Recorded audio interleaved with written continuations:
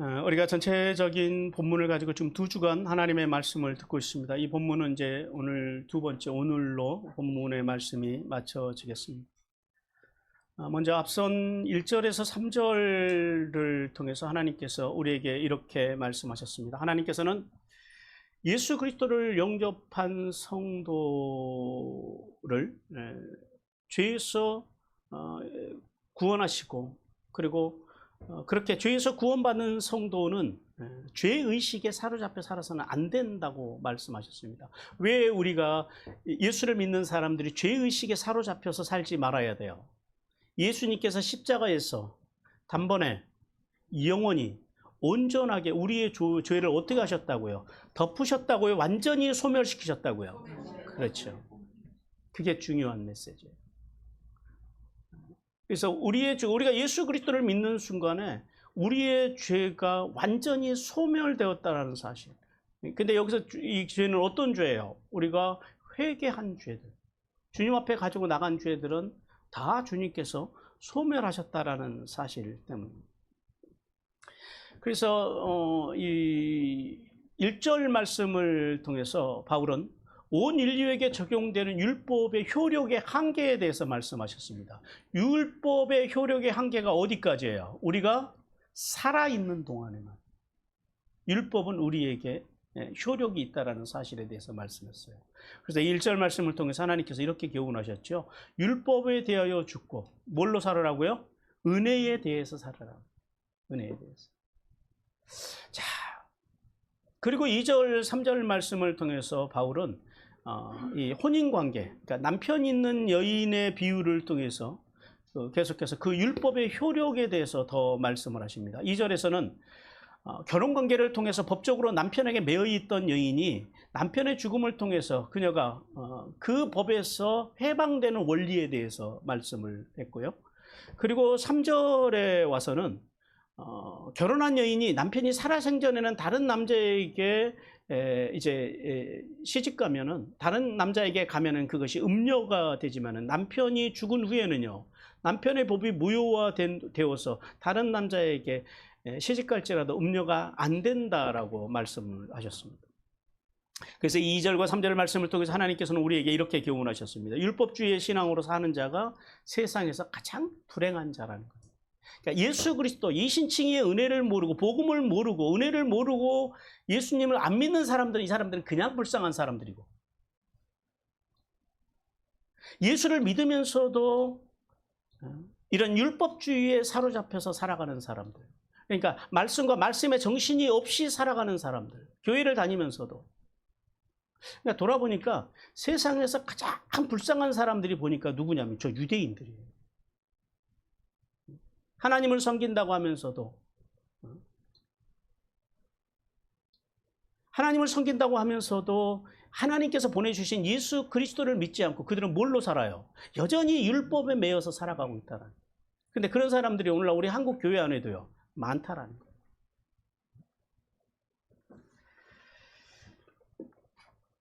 자, 오늘 이제 4절과 6절 말씀을 통해서 이제 하나님께서 주시는 메시지 같이 읽겠습니다. 같이 읽습니다. 시작. 하나님께서는 올바른 신앙관을 가진 성도만이 거룩한 열매를 맺을 수 있다고 말씀하신다. 자, 앞서 2절과 3절에서 사도 바울이 뭘 비유로요? 혼인관계를 비유로 말씀을 하고, 이제는 그 혼인관계의 비유를 이제 성도들에게, 오늘 우리에게 적용을 해요. 즉, 전에는 율법에 속했던 성도들이 예수님께서 십자가에서 죽어주심으로 율법에 대해서 죽임을 당했다는 사실에 대해서 말씀을 합니다. 4절 상반절에서 이렇게 말씀해요. 그러므로 내 형제들아, 너희도 그리스도의 몸으로 말미암아 율법에 대하여 죽임을 당하였으니, 그래요. 근데 오늘 1절에서는 사도 바울이 로마 교회 성도들을 향해서 뭐라고 불렀어요? 형제들아 라고 불렀는데, 이 4절에 와서는 조금 더 하나의 단어가 더 추가돼요. 원문으로 보면 아델포이 무 그래요. 나의 형제들아, 이런 말이에요. 훨씬 더 이제 친밀감 있는 그런 호칭입니다. 자, 바울이 앞선 2절과 3절에서 혼인관계와 간음에 대한 비유를 통해서 율법과 성도와의 관계를 적용을 해서 남편에게 매인 아내가 남편이 죽게 되면은 남편의 법으로부터 어떻게 된다고요? 해방된다라고 말씀을 해요. 그것과 같이 성도는 그리스도의 몸으로 말미암아 율법에 대해서 어떻게 됐대요? 율법에 대하여 죽임을 당했다라는 거예요. 그러니까 이제 우리는 율법에 대해서 어떤 사람이 되었다고요? 자유인이 되었다라고 하는 그런 말씀이에요. 오늘 본문에 보니까 그리스도의 몸으로 말미암아 그러죠. 이 말씀을 직역을 하면 이렇게 됩니다. 그리스도의 몸을 통해서 이런 말씀이에요. 여기서 그런 말씀하신 그리스도의 몸이라고 하는 것은 어떤 몸을 말씀하실까요? 어떤 의미일까요, 이게? 자, 하나님이신 제2위의 하나님이신 예수님께서 인간의 몸을 입으시고 성육신하셔서 우리 당신의 몸을 모든 인류를 위해서 대속의 제물로 어디에서요? 십자가에서 죽으심으로 내어주신 그 몸. 그 십자가에서 우리를 위해서 옥체를 찢으시고 그리고 그 보배로운 피를 흘려주신 그 몸을 말씀하는 거예요. 그래서 그 몸으로 말미암아 우리가 어떻게 됐대요? 그 십자가에서 내어주신 몸으로 말미암아 율법에 대해서 우리가 죽임을 당했다. 여러분, 율법의 효력이 언제까지만 미친다고요? 우리가 살아있는 동안에만 미친다라는 거예요. 그러면은 지난주에도 말씀드렸지만 율법의 효력에서 벗어날 수 있는 방법이 뭐예요? 예수 안 믿고도 벗어날 수 있는 방법이 있죠. 율법의 정죄에서 벗어나는 방법. 죽으면 끝나요. 근데 우리가 예수 그리스도를 믿지 않고 그냥 율법에 대해서 벗어나기 위해서 그냥 죽으면 어디에 문제가 생긴다고요? 하나님의 의에 가서 걸리는 거예요. 하나님의 의에. 하나님의 의에 가서 걸리면 어떻게 돼요? 하나님의 나라를 들어갈 수, 유업으로 받을 수 있어요, 없어요? 없어요. 그래서 예수님이 오셨다. 그래서 그 율법에 대해서 예수님께서 죽어주심으로 우리도 십자가에서 예수님이 돌아가실 때 그리고 그 십자가 예수님의 죽으심을 믿을 때 우리도 율법을 당했다라는 거예요. 그래서 오늘 본문에 보면 죽임을 당하였느니라고 하는 말씀이 직역하면 너희가 죽임을 당했다라는 거예요. 우리가 이미 죽었다라는 거예요. 언제요? 예수 그리스도를 믿고 세례를 받을 때. 그때 이미 우리는 죄에 대해서 율법에 대해서 죽임을 당했다라고 하는 말씀이에요. 성도가 그리스도를 믿음으로 율법에 종된 상태에서 죽음을 당해서 이제 그래서 더 이상 우리는 어떻게 돼서 율법 아래에 있지 않은 상태가 되었다라는 말씀.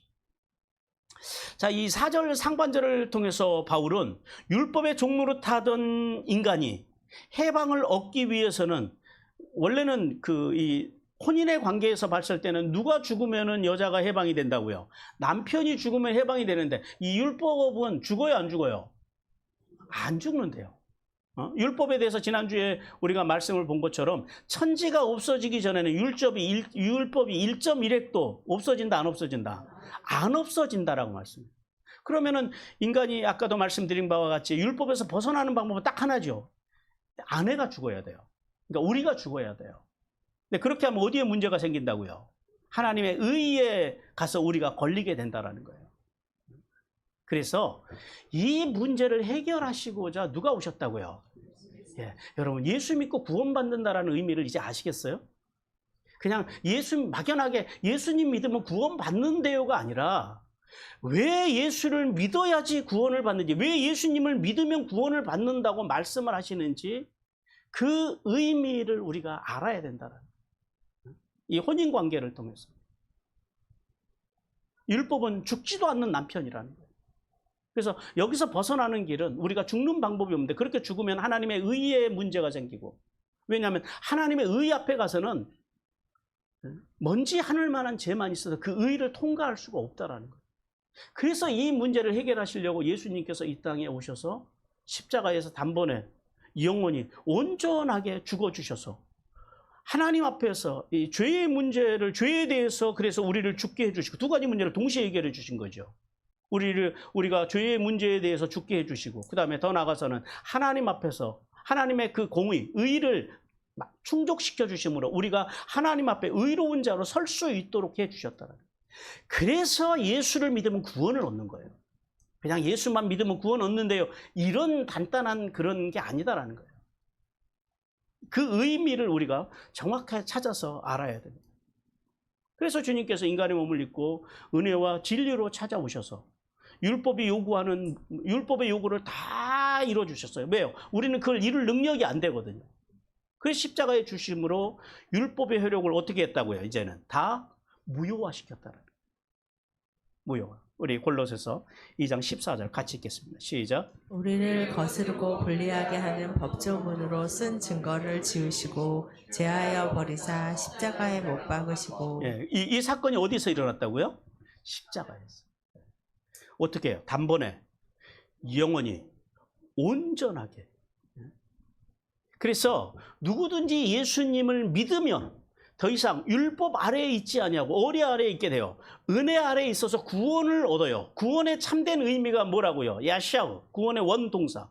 넓다, 자유롭게 돼요. 사방이 열리다. 그러니까 넓고 사방이 열리는, 자유롭게 열리는 그런 삶을 살게 된다라고 말씀합니다. 골로새서 8장 1절에서 2절 같이 읽겠습니다. 시작. 그러므로 이제 그리스도 예수 안에 있는 자에게는 결코 정죄함이 없나니 이는 그리스도 안에 있는 생명의 법이 죄와 사망의 법에서 나를 해방하였습니다. 아멘. 자, 이제 계속해서 4절 하반절에서 바울은 예수님께서 우리의 죄를 위하여 죽으셨을 뿐만 아니라 죽은 자 가운데서 부활하셔서 예수님과 연합된 성도에게 하나님을 위하여 풍성한 열매를 맺게 하실 것이라고 말씀을 해요. 4절 하반절에서 이렇게 말씀하시죠. 이는 다른 곧 죽은 자 가운데서 살아나신 이에게 가서 우리를 위하여 열매를 맺게 하려 하심이라 그래요. 오늘 여기 우리 성경에서 이는 이렇게 시작하죠. 그리고 가서라고 하는 글자를 찾아보세요. 가서가 중간에 나와요. 근데 원문에 보면은 이는 가서가 이게 붙어 있어요. 맨 앞에 나와요. 이게 그 원문에서는 에이스, 이게 에이스, 이는 이게 에이스예요. 에이스가 무슨 뜻이냐면 뭐뭐 하기 위하여 이런 뜻이고요. 가서라고 하는 말이 이게 왜 가서로 번역을 했는지 모르겠는데 이게 이제 아마 문맥상 그렇게 번역을 한 것 같은데 이게 원래 기노마예요. 뭐가 되다, 생기다 이런 말이거든요. 여기 성경에서는 게네스다이라고 그래요. 그래서 이게 직역을 하면은 뭐뭐에 속하다 이런 말이에요. 무엇을 위해서 거기에 속했다, 소속에 대한 문제란 말이에요. 가서라고 하는 단어가 걸어갔다라는 게 아니라 걸어가서 그분께 소속이 되었다, 그분 안에 연합되었다, 이런 의미를 가지고 있어요. 그러니까 이게 무슨 말씀이냐면 오늘 여기 본문에서 그러죠. 이는 다른 이 곧 죽은 자 가운데서 살아나신 이에게 가서라고 하는 이 말씀을 직역을 하면 이렇게 돼요. 너희를 다른 분에게, 여기서 다른 분은 누구예요? 곧 죽은 자들 가운데서 일으키심을 받은 분 누구예요? 예수님. 그 예수님에게 의역을 하면 가서, 근데 여기서는 가서가 아니라 그 일으켜주신 그분에게 속하기 위하여 이런 말이에요. 자, 그러니까 이 말씀을 통해서 우리가 깨닫는 건 이거예요. 자, 우리가 성도가 예수 그리스도를 믿음으로 율법에 대해서 죽임을 당한 1차적인 목적, 주님께서 십자가에서 우리의 죄를 위해서 단번에 영원히 온전하게 우리의 죄를 처리해 주셔서 우리를 구원해 주신 1차적인 목적이 뭐냐라는 거예요. 그걸 가르쳐 주는 거예요. 뭐예요? 예수님께 소속되게 하기 위해서. 다른 말로 해봐요. 그리스도와 연합된 삶. 그러니까 1차 동일시죠. 그리스도와 동일시 되게 하기 위해서, 연합되기 위함이라고 하는 그런 말씀. 자, 다시요. 주님께서 우리를 십자가에서 왜 구원하셨다고? 구원하신 첫 번째 목적이 뭐라고요? 내가 그리스도와 함께 되기 위해서, 연합되기 위해서. 이게 주님께서 우리를 구원하신 첫 번째 목적이라는 거예요. 그리고 계속해서 그 4절 하반절 맨 마지막에 보면은 맺게 하려 함이라 그래요. 하려 함이다. 이게 히나라고 하는 히브리어거든요. 엘러예요. 이것도 뭐뭐 하기 위하여라고 하는 접속사예요. 근데 이게 이제 맨 뒤에서 번역이 됐는데, 그래서 열매를 맺게 하려 함이라는 말씀을 직역을 하면 그래요. 우리가 열매를 맺기 위하여, 이런 말이에요. 이 말씀을 통해서 성도가 예수님을 믿음으로 율법에 대해서 죽은 또 다른 목적에 대해서 여기서 말씀을 해요. 자, 두 번째 목적이 뭐라고요? 하나님을 위하여 열매를 맺게 하기 위해서 주 예수님께서 십자가에서 죽어주심으로, 우리를 위해 주심으로, 우리를 죽어주심으로 우리에게 하나님을 위한 열매를 맺게 하려 하면, 이게 두 번째 목적이라는 거예요. 자, 다시 정리해봐요. 주님께서 십자가에서 우리의 죄를 위해서 단번에 영원히 온전하게 죽으셔서 우리를 율법의 정죄로부터 자유케 하신 첫 번째 목적이 뭐라고요? 그분께 소속되기 위해서, 예수 그리스도와 연합된 삶, 그 삶을 살기 위해서, 그 연합을 시키기 위해서 주님께서 그렇게 십자가에 죽으셨고, 두 번째 목적은 뭐라고요? 그 다음에는 나가서 하나님 앞에 삶으로 열매를 맺는 삶을 살게 하기 위해서 그러셨다. 이 두 가지를 알아야 돼요. 자, 그러면 하나님을 위한 열매는 뭘 의미할까요? 어떤 분들은 뭐 전도의 열매, 무슨 열매, 예, 다 맞는 말인데 여기서 말씀하시는 건 이거예요. 로마서 6장 22절 같이 읽겠습니다. 시작. 그러나 이제는 너희가 죄로부터 허방되고 하나님께 종이 되어 거룩함에 이르는 열매를 맺었으니 그 마지막은 영생이라. 예, 하나님을 위해 맺어야 하는 열매는 거룩에 이르는 열매. 교회의 목표, 몸의 목표가 뭐예요? 그리스도의 장성한 분량에 이르는 것. 이게 목표예요. 교회는 다른 데 목표가 있지 않아요. 교회의 목표가 무슨 몇 명 모이는 거, 몇 평짜리 예배당을 짓는 거, 그거는 여러분 교회의 목표가 되면 안 되는 거예요. 왜 교회가 몇 명이 모이느냐가 왜 중요해요? 우리에게 중요한 거는 몇 명이 모이느냐가 아니라 뭐가 중요해요? 그리스도의 장성한 분량에 이르기 위해서 발버둥 치는 성도가 몇 명이 있느냐, 이게 중요한 거예요. 교회는. 그게 교회의 목표예요. 예수 그리스도를 믿어서 구원받을 성도가 말씀과 말씀의 정신으로 살아가려고 발버둥 치는 성도가 하나님 앞에 필요한 것이지, 교회가 헌금이 얼마고 교회가 몇 평짜리고 교회가 몇 명이 그것은 하나님 앞에서 전혀 중요하지가 않아요. 성경 어디에서도 그걸 중요하다고 말하지 않아요. 중요한 건 구원받은 사람들이 몇 명이냐라는 거예요. 그분의 말씀과 말씀의 정신으로 이렇게 그리스도께 소속되고 더 나아가서 하나님을 위하여 열매를 맺는 삶을 살기 위해서 발버둥치는 이 주님께서 부르신 그 목적, 그리스도의 장성한 분량에 이르려고 하는 그 몸의 목표를 가지고 살아가는 사람들이 있느냐라는 거예요. 그래서 제가 가끔 그러잖아요. 제가 목사님들 이렇게 말씀 세미나 같은 거 인도하러 가면 제가 목사님들한테 물어봐요. 목사님 교회에 이렇게 물어봐요. 목사님 안에 계신 하나님, 그분을 닮아서 그분의 말씀과 말씀의 정신으로 살려고 하는 성도들이 몇 분이나 계십니까? 라고 제가 목사님들 이렇게 말씀 세미나 인도하러 가면 꼭 물어봐요. 근데 지금까지 그것을 선뜻 대답하시는 분은 거의 만나보지 못한 것 같아요. 없어서는 아니죠. 자, 근데 중요한 건 그거예요. 그러면 이 거룩에 이르는 열매를 어떻게 맺을 수 있느냐라는 거예요. 이 거룩의 열매를 이룰 수 있는 방법이 뭐냐라는 거예요. 오늘 고린도후서 5장 17절에서 이렇게 말씀합니다. 같이 읽어요. 시작. 그런즉 누구든지 그리스도 안에 있으면 새로운 피조물이라. 이전 것은 지나갔으니 보라 새 것이 되었도다. 예, 그리스도와 연합되어서 그리스도 안에 있는 성도들, 누구든지 그리스도 안에 있으면 이거예요. 그러니까 그 거룩에 이르는 열매를 맺기 위해서 우리가 뭔가를 하고 뭔가를 바치고 그래야지 거룩에 이르는 열매를 맺는 것이 아니라, 거룩의 열매는 어떻게 해요? 그리스도께 소속이 되면, 그 다음엔 자연스럽게, 그러니까 쉽게 말하면 그리스도께 붙어 있으면, 좀 더 구체적으로 말하면 그분의 말씀과 말씀의 정신으로 살려고 발버둥 치면, 우린 표현대로 하면, 그러면 어떻게 된다고요? 새로운 피조물이 돼서, 그러면 거룩에 이르는 열매를 그렇게 맺혀간다는 사실을 우리는 깨달아야 됩니다. 사랑하는 성도 여러분, 하나님께서는 본절을 통해서 우리에게 이렇게 교훈하십니다. 같이 읽겠습니다. 시작. 예수님과 연합된 성도만이 거룩한 열매를 맺을 수 있다. 누가 거룩의 열매를 맺는다고요? 예수님과 연합된 성도만이. 앞에서 말씀드린 대로 하나님께서는 우리가 예수님을 믿음으로 율법에 대해서 죽게 하신 그 이유가 세례를 통해서 그리스도와 연합된 삶과, 중요해요. 이 성화의 삶으로 가는 거예요. 성화의 삶이에요. 그리고 그 성화의 삶을 통해서 그리스도를 위한 거룩의 열매를 맺게 하심이라고 말씀하십니다. 이 말씀을 통해서 이신칭의의 은혜를 받고 성화의 삶을 살아가는 성도만이 그리스도 안에 있는 의롭고 선한 거룩한 열매를 풍성하게 맺을 수 있다라는 사실을 깨달으라고 말씀하십니다. 이 사실을 통해서 하나님께서는 우리의 죄를 대신해서 예수님이 십자가에서 죽으신 그 사실을 믿는 성도는 먼저 우리가 확실히 알아야 되는 게 뭐예요? 죄에 대해서 우리가 죽었다 살았다.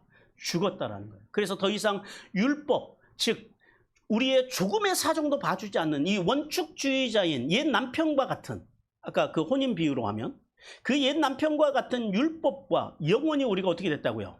결별하게 되었다라는 사실을 믿으라고요. 이걸 확실히 믿는 게 중요해요. 그래서 이제 율법의 정죄 속에 살아가면 안 된다라는 거예요. 이제는 그래서 은혜 아래서 그 남편과 결별하고 우리는 이제 누구와 결혼했어요? 예, 새 신랑이신 예수 그리스도와 결혼했다라는 거예요. 예수 그리스도를 모시고 살아가는 존재가 되었다라는 거예요.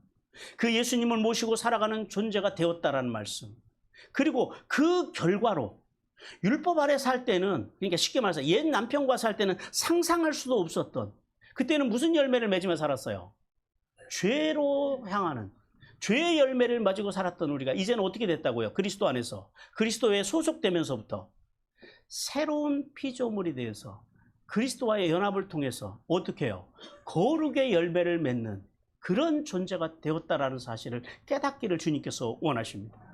그래서 우리가 맺혀야 할 열매에 대해서 구체적으로 주님께서 이렇게 말씀하십니다. 골로새서 5장 22, 23절 같이 읽습니다. 시작. 오직 성령의 열매는 사랑과 희락과 화평과 오래 참음과 자비와 양선과 충성과 온유와 절제니 이 같은 것을 금지할 법이 없느니라. 그러나 우리가 다시요, 분명히 깨달아야 하는 것은 그거예요. 이런 거룩에 이르는 성령의 열매를 어떻게 맺을 수 있다고요? 내 힘과 내 능력으로 맺을 수 있다 없다? 이걸 알아야 돼. 어떤 종교적인 어떤 노력으로 그러니까 맺으려고 하는 것은 참으로 이건 불행한 거다라는 거예요. 참 포도나무이신 예수 그리스도께 어떻게 하면 소속되면 붙어 있으면 가서 그분께 가서 붙어 있으면, 즉 우리말로 해봐요. 그분의 말씀과 말씀의 정신으로 살려고 발버둥 치면 거룩의 열매는 어떻게 된다고요? 자연스럽게 맺혀진다라는 거예요. 우리 요한복음 15장 5절 같이 읽습니다. 시작. 나는 포도나무요 너희는 가지라. 그가 그 안에 내가 그 안에 거하면 사람이 열매를 많이 맺나니 나를 떠나서는 너희가 아무것도 할 수 없음이라. 예, 그리스도께 붙어 있지 않으면 뭘 할 수 있대요, 없대요? 아무것도 할 수 없다. 따라서 성도는 아무리 신앙생활을 오래 하였다 그래도 아직도 거룩한 성령의 열매를 맺지 못하고 여전히 말씀과 말씀의 정신이 없는 삶으로 거짓과 기만과 그리고 거칠고 독선적인 삶을 살아가고 있다면 그는 아직도 그리스도께 속하지 못한, 그리스도께 소속되지 못한 자라는 사실을 깨달아요. 깨달았으면 어떻게 해야 돼요? 속히 휴브의 신앙을 빨리 돌아오는 은혜를 받기를 주님께서 원하십니다. 로마서 8장 9절 같이 읽습니다. 시작. 만일 너희 속에 하나님이 영이 거하시면 너희가 육신에 있지 아니하고 영에 있나니 누구든지 그리스도의 영이 없으면 그리스도의 사람이 아니라. 그러므로 성도는 거룩한 성령의 열매를 맺는 삶을 위해서 날마다 그 예수 그리스도를 찾고 그분의 말씀과 말씀의 정신으로 그분께 소속된 삶을 살기 위해서 발버둥 치라라고 주님께서 말씀합니다.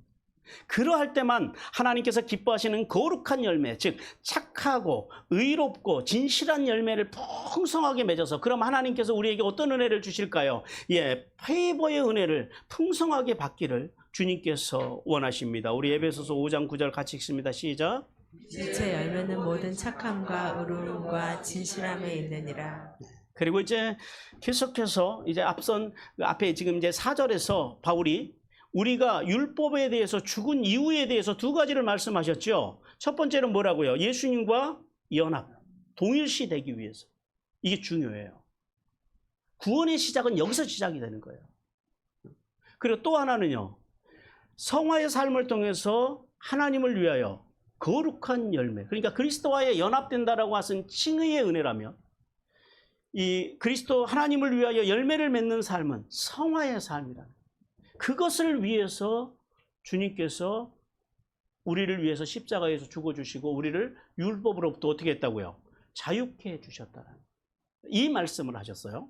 그리고 이제 여기 5절, 6절을 통해서 이제 그렇게 성화의, 칭의의 은혜를 받고 성화의 삶을 살아가는 성도는 어떻게 하라고요? 영의 새로운 것으로 섬기는 삶을 살아가라라고 말씀을 하세요. 먼저 5절에서 바울은 과거를 회상해요. 과거는 언제예요? 우리가 칭의의 은혜를 받기 이전. 우리가 칭의의 은혜를 받기 전, 즉 육신으로 살아갈 때, 즉 율법으로 말미암아 죄의 욕망을 이기지 못하고 사망에 이르는 열매를 맺으며 살아갈 수밖에 없을 때, 그때의 삶을 이야기하는데요. 5절에서 이렇게 말씀하죠. 우리가 육신에 있을 때에 율법으로 말미암는 죄의 정욕이 우리 지체 중에 역사하여 우리로 사망을 위하여 열매를 맺게 하였더니, 그래요. 여기서 이제 육신이라고 하는 단어는 우리의 이 육신을 말하는 게 아니에요. 몸이 아니에요. 여기서는 뭐냐면 윤리적으로, 도덕적으로 죄에 의해서 통제와 지위를 받는 인간의 본성을 이야기합니다. 그 본성을 여기서 육신이라고 그렇게 말씀해요. 따라서 우리가 육신에 있을 때라는 말씀을 직역을 하면 이렇게 돼요. 왜냐하면 우리 성경에는 왜냐하면이 없는데 원래 원문에는 가르, 왜냐하면이라는 단어가 있어요. 왜냐하면 우리가 육신 가운데 있을 때, 즉 율법으로 말미암아서 죄의 정욕이 우리의 본성 안에서 역사하는 그 사망으로 가는 열매를 맺으며 살아갔던 그때에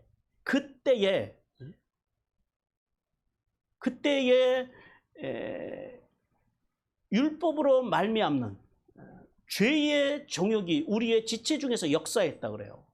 여기서 정욕이라고 하는 단어도 이게 헬라어로는 파데마라 그럽니다. 이게 보통 성경에 한 전체적으로 한 16번 정도가 나와요. 신약 성경에. 근데 이게 한 14번 정도는 원래는 고난이라고 하는 의미로 이게 번역이 돼요. 원래 이제 고난이라고 하는 의미인데 갈라디아서 2장인가 여기 오늘 본문에서는 이게 고난으로 번역되지 않고 열정 혹은 정욕으로 그런 의미로 이제 번역이 됐는데, 그게 맞는 번역이에요. 근데 그래서 여기서 죄의 정욕이라고 하는 말씀은 직역을 하면 이렇게 돼요. 죄들의 정욕. 즉, 죄로 나가고자 하는 인간의 타락한 본성 있잖아요. 그것을 죄의 정욕이라, 죄의 열망이라고 그래요. 오늘 그래서 이 정욕이라고 하는 말은 그거예요. 타락한 본성을 향해서 나가고자 하는 우리 내면에 있는 욕망. 이것을 의미해요. 그것이 우리 속에서 어떻게 하고 있다고요? 지체 중에서 우리의 몸 속에서 역사한다 그래요. 역사라고 하는 그 의미도 직역을 하면 이렇게 돼요. 자신을 위해서 계속 그것이 지금 뭐 하고 있다고요? 몸 속에서 활동하고 있다라는 거예요. 지치지 않고 활동하고 있는 거예요. 따라서 우리 중에서 역사한다라고 하는 말씀은 뭐냐면 우리 지체들 중에서 이것이 계속해서 움직이는 거예요. 율법으로 말미암아서 정욕이 지체들 중에서 계속적으로 활동하는데 그 이유가 왜 그래요? 뭘 맺기 위해서? 사망으로 인한 열매를 맺게 하기 위해서 그것이 지금 활동하고 있다. 그 욕망, 그 욕심. 그래서 사망의 열매라고 하는 것은 결국 뭘까요, 그러면?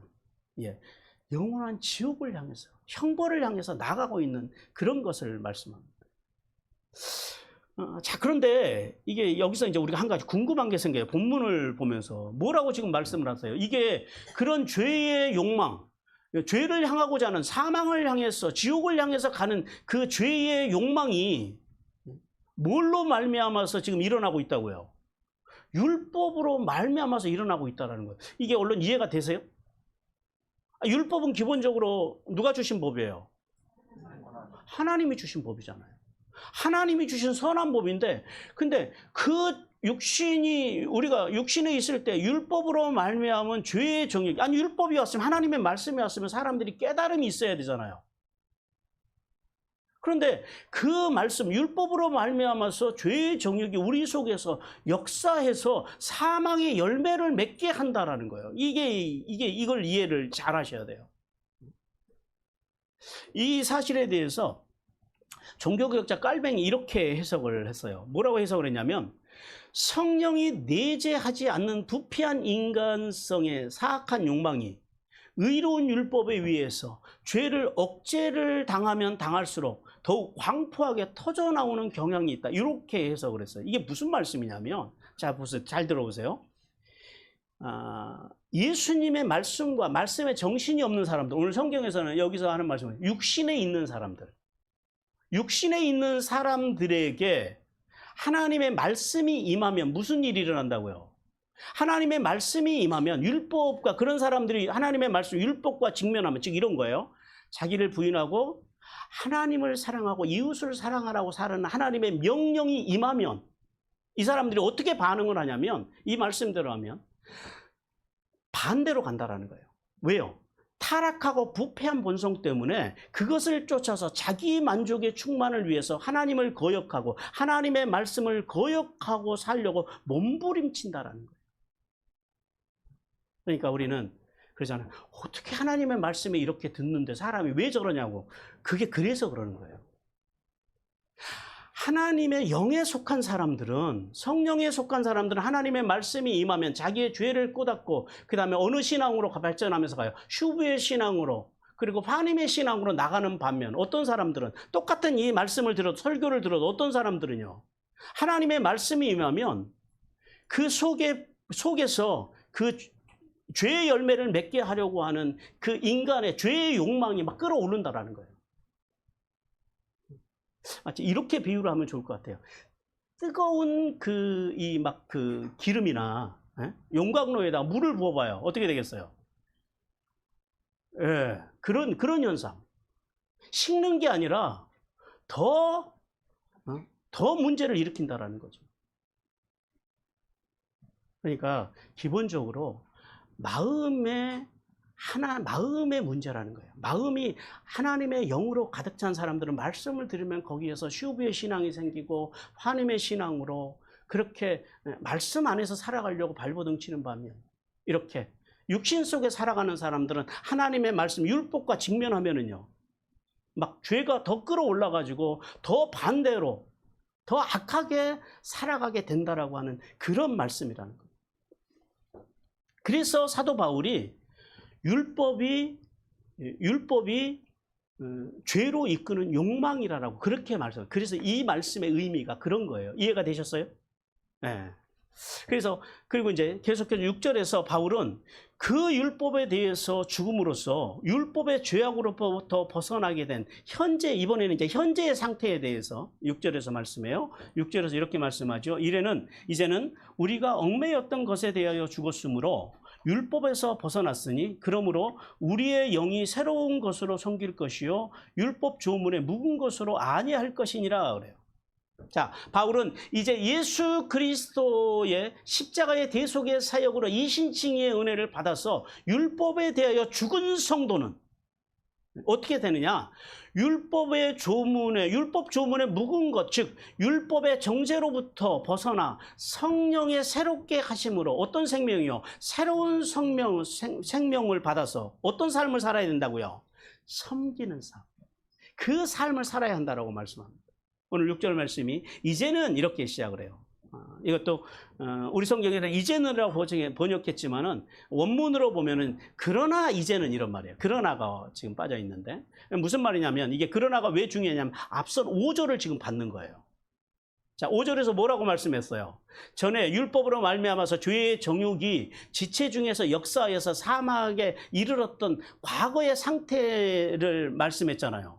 이제 우리가 어떻게 됐다고요? 거기서 벗어났다라는. 그러나 이제는, 그러나 지금은 이런 말이에요.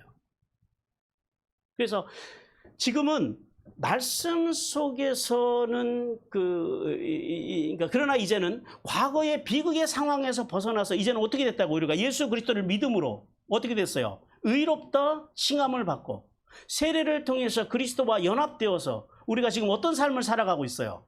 성화의 삶을 살아가고 있는, 즉 영광스러운 상태로 들어간 현재의 상태, 그 감격에 대한 말씀이 이 속에 있는 거예요.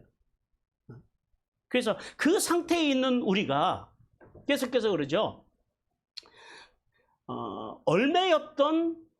우리가 얽매였던 것에 대해서 죽었으므로 그래요.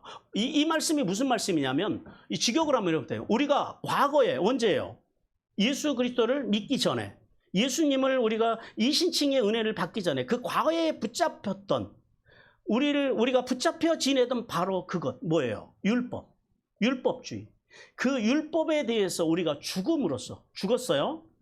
즉 율법에 얽매였던 것으로 인간이 율법에서 벗어나기 위해서는 죽는 방법밖에 없는데 하나님이신 예수님이 인간의 몸을 입고 오셔서 인류를 대신해서 죽어주심으로 우리가 그 은혜를 믿음으로 어떻게 했다고요? 율법에 대해서 이제 완전히 벗어나서 죽은 자가 되었다라는 말씀이에요. 그게 이게 얽매였던 것에서 벗어났다라고 하는 그런 의미예요.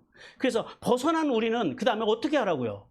벗어났으니 이러므로 우리가 새로운 영으로 새로운 영의 것으로 영의 새로운 것으로 성결할 것이요 그래요. 영의 새로움. 이 말씀을 직역하면 이렇게 됩니다. 이 말씀도 성령이 역사하시는 결과로 말미암는 새로움이에요. 그러니까 성령께서 우리 안에 들어오셔서 활동하신 결과로 주어지는 새로움. 그럼 여기서 새로움이라고 하면 뭘 말씀하실까요? 이게 재밌어요. 헬라어로는 카이노테티라고 하는 단어를 썼는데 이게 그냥 우리가 알기는 그냥 새로움, 어떤 리모델링한 새로움, 뭐 씻은 새로움 이런 게 아니라 이 어떤 의미냐면 이 단어가 단 한 번도 사용하지 않는 완전한 새로운, 질적으로 다른 새로움, 이런 새로움이에요.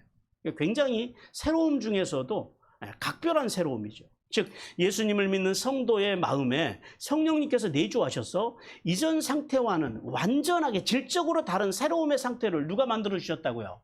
성령님이. 성령님 안에서 우리가 그 새로움을 입었다라는 거예요. 그 새로움을 향해서 나가야 된다라는 거예요. 그 새로움으로 어떻게 살아요? 섬기는 삶을 살아가요. 섬기는 삶. 여기서 이러므로 섬길 것이요라고 하는 말씀도 섬기도록 하기 위하여 이런 말이에요. 그 섬김을 향해서 섬기는 삶을 살기 위해서 살아가라는 거예요. 즉 율법으로부터 해방되어서 복음을 통해서 하나님의 종으로 거듭난 성도는 율법의 조문에 묵은 것이 아니라 어떤 섬김이요? 질적으로 완전한 새로움의 섬김을 살아야 된다는 거예요. 그리고 오늘 여기 마지막으로 율법의 조문이라고 그러죠. 이것도 잘 알아야 돼요. 율법의 조문이라고 하니까 율법을 의미하는 줄 알아요. 아니에요. 율법의 조문이라고 하는 단어가 이게 그 그램마라고 하는 단어예요. 문자, 뭐 문서, 글자 이런 의미를 가지고 있는데 원문에서는 그램마터스라고 기록을 했어요. 뭐냐면 율법 자체가 아니라 왜곡된 율법. 즉 율법의 본질에서 벗어나서 사람들에게 멍해를 씌우기 위해서 멍해가 되는 왜곡된 율법, 즉 장로들의 유전이나 전통이에요. 오늘 우리 교회에도 어떤 전통이나 장로들의 유전이 있을까요, 없을까요? 많죠. 예를 들면 이런 거예요. 뭐가 유전이고 전통이냐면 예를 들어서 우리가 주일 낮 예배를 몇 시에 드리기로 했어요? 10시 40분에 드리게 했죠. 이거는 본질이에요? 아니면 유전이에요? 아니죠. 그럼 만약에 그래 10시 40분에 예배를 못 나왔어요. 그럼 우리는 뭐라고 그래요? 그 사람이 예배에 지각했다 그래요. 그런 것들을 가지고 이런 예를 들면 그런 말하는 거예요. 이런 것들을 가지고 교회들이 뭐 정죄를 해요. 뭐 그리고 목사는 이래야 된다. 장로는 술 담배를 하면 안 된다. 성경에 그런 게 있어요, 없어요? 성경에는 술에 임박이지 말라 그랬지 술을 마시면 안 된다고는 안 했어요. 근데 이런 것들이 교회 유전이고 어떤 이 교회 전통이에요. 근데 우리는 이걸 가지고 사람들을 정죄해요. 자격이 있네 없네 해요. 옛날에 그 어떤 사모님이 그러더라고요. 사모는 청바지를 입으면 안 된다. 본질이에요, 전통이에요. 그렇죠. 이런 것들이 장로들의 유전이고 이런 것들이 전통이에요. 말씀에 나와 있지도 않은 것들. 이런 걸 가지고 사람을, 그러니까 그가 하나님 앞에 그 시간에 예배하기 위해서 그 시간에 나오는 성도들의 마음, 그 마음에 대해서는 관심이 없어요. 그 진심에는 관심이 없고 보여지는 시간을 맞췄냐 못 봤느냐 이런 어떤 유전과 이런 전통들을 가지고 사람들을 판단하고 평가한다라는 거예요. 그가 하나님의 말씀과 말씀의 정신으로 얼마나 살려고 발버둥 치는지 거기에 대해서는 관심이 없고 뭐에 관심을 가져요? 뭐 장로가 술을 먹네, 뭐 담배를 피우네, 누가 교회 다니는 사람이 어떻네, 저런 이런 이게 다 장로들의 유전이고 이게 다 전통이에요. 근데 가만 생각해 보세요. 뭘 가지고 우리가 서로 교회 안에서 성도들을 평가하는지. 장로는 그러면 안 된다. 목사는 이러면 안 된다. 권사는 그러면 안 된다. 집사는 이런 나름대로 이게 다 전통이고 그러니까 본질에는 관심이 없다라는 거예요. 우리는 근데 전통이 아니라 여기서 말씀하시는 건 전통이, 그러니까 그 율법의 조문, 그것이 묵은 것이래요. 여기서 묵은 것이라고 하는 말씀이 그거예요. 시대에 뒤떨어지게 낡고 오래돼서 아무 쓸모도 없는 것. 하나님의 나라 가는데 그게 쓸모가 있어요, 없어요? 그런 전통이. 망고에 쓸모도 없는 것. 그런 것들을 가지고 그런 것들로 하지 말고 뭘로 하래요? 영의 새로움. 성령님께서 완전히 새롭게 해주신 그것을 가지고 숨기는 삶을 살아가라고 하는 말씀. 그래서 예수님을 믿어 의롭다 칭함을 받은 성도는 이신칭의 은혜를 못하는, 그게 이신칭의 은혜를 이해하지 못하니까 그런 일들이 교회에서 생기는 거예요. 그 묵은 것, 즉 죽음의 일, 그것이 결국은 우리를 어디로 인도하는, 죽음으로 인도하는 거예요. 그런 것들을 가지고 그 죽음에 이르게 하는 왜곡된 이런 율법주의, 그리고 어떤 장로들의 유전, 이런 전통, 그걸로 살면 안 된다라고 말씀하셔요. 성도 여러분, 하나님께서는 본문을 통해서 그래서 이렇게 교훈하십니다. 주님의 교훈 같이 듣겠습니다. 시작. 이신칭의 은혜를 신앙생활의 원리로 삼으라. 뭘로 신앙의 원리로 삼으라고요? 네. 이게 중요한 거예요. 하나님께서는 사망의 열매를 맺게 하는 죄의 욕망과 율법의 조문, 율법의 조문의 의미를 이제 아셨어요? 그 묵은 것이에요. 안고에 쓸데가 없는 것이라는 거예요. 그것이 아니라 뭘로요? 영의 새로움으로 섬기라고 하는 이 말씀을 통해서 성도가 가져야 될 신앙의 원리, 우리가 신앙의 원리는 뭐예요? 이신칭의 원리에 대해서 주님께서 말씀하십니다. 즉 이신칭의 은혜를 받고 세례를 통해서 그리스도와 연합돼서 성화의 삶을 살아가는 성도는 묵은 것, 즉 이런 율법주의적인 이런 어떤 장로들의 유전, 전통, 이런, 그리고 또 정성신앙, 이런 것들로 살려고 하는 자세를 버리고 새로운 복음의 진리, 영의 새로움, 즉 이신칭의 은혜에 입각해서 순종의 원리로 살아가야 한다라고 말씀합니다. 그러나 오늘날 그리스도인을 자처하는 수많은 사람들이 복음의 진리, 즉 말씀과 말씀의 정신에는 관심이 없고 이런 율법주의적인 신앙과 인본주의적이고 자기중심적이고, 그러니까 자기가 판단해요. 내가 내 마음에 들면 오, 저 사람 신앙이 좋아 그래요. 내 마음에 안 들면은 저 사람은 신앙이 없는 것 같아. 자기가 평가, 이게 자기중심적이에요. 이런 것으로 교회를 섬기고 하나님을 섬기려고 하는 모습은 하나님의 아픔이다. 이런 율법적인 사람들은, 그러니까 이런 사람들은 신앙생활이 재미가 없어요. 말씀을 들어도, 이렇게 설교를 들어도, 어떤 분들은 이 말씀이 너무 달고 재밌는 분이 계시고, 이게 제가 한 설교를 가지고 지금 우리가 2번 하다가 4번으로 넓혔잖아요. 근데 집사님이 그러셨어요. 시간이 너무 짧다라는 거예요. 옛날에는 설교가 길다라고 그랬는데 이제 지금은 설교가 너무 또 짧아졌다라고 말씀하시는 분들이 몇 분 계시더라고요. 왜 그래요? 하나님의 말씀이 다니까. 그러니까